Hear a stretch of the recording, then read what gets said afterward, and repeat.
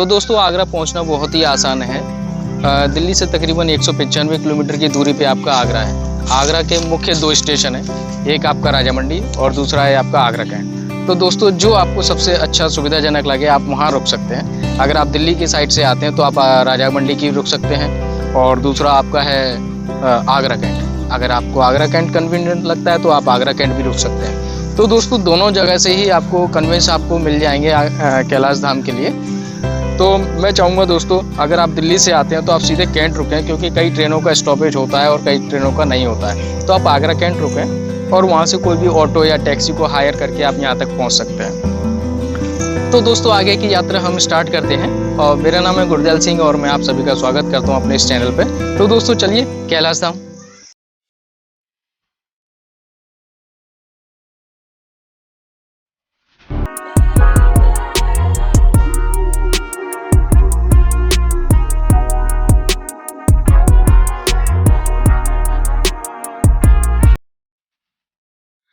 तो दोस्तों आप जो पीछे मंदिर देख रहे हो, एक बार मैं कैमरा दिखाओ जरा पीछे से।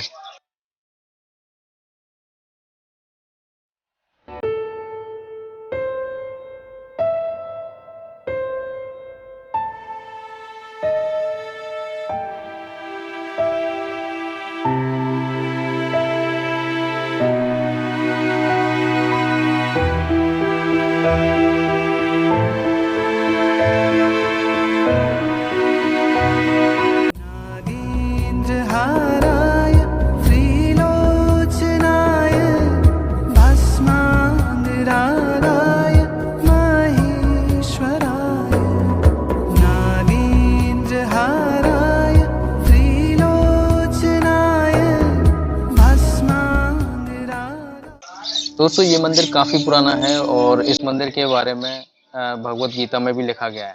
भगवत गीता में अग्रवन कहा गया है आगरा को, जो कि आगरा का ही पुराना नाम है। और ये जो मंदिर आप पीछे है जो अभी आपने देखा, मैं आगे बताऊंगा इसमें।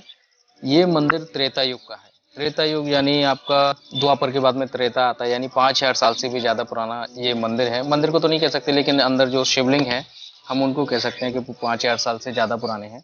जिनके बारे में मान्यता ये है कि श्री परशुराम और उनके पिताजी जमदग्नि, ऋषि जमदग्नि ने इस मंदिर की स्थापना करी थी।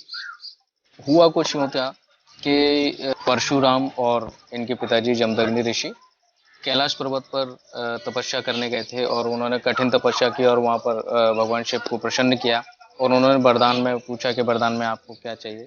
तो परशुराम और उनके पिताजी ने कहा कि हमें ऐसा कुछ कीजिए कि आप हमारे साथ हमेशा रहें।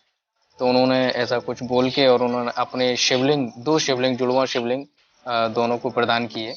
तो लेकर वो आगरा के लिए आए।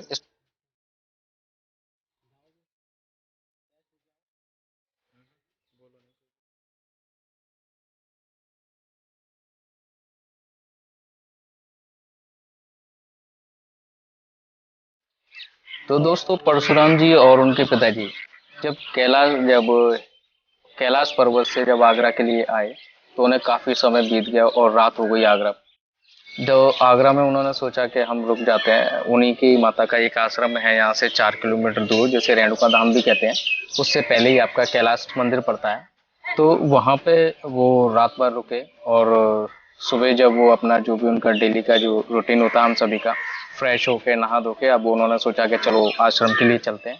तो उन्होंने चलना स्टार्ट किया और उन्होंने उनको उठाने की कोशिश करी तो वो शिवलिंग अपनी जगह से नहीं।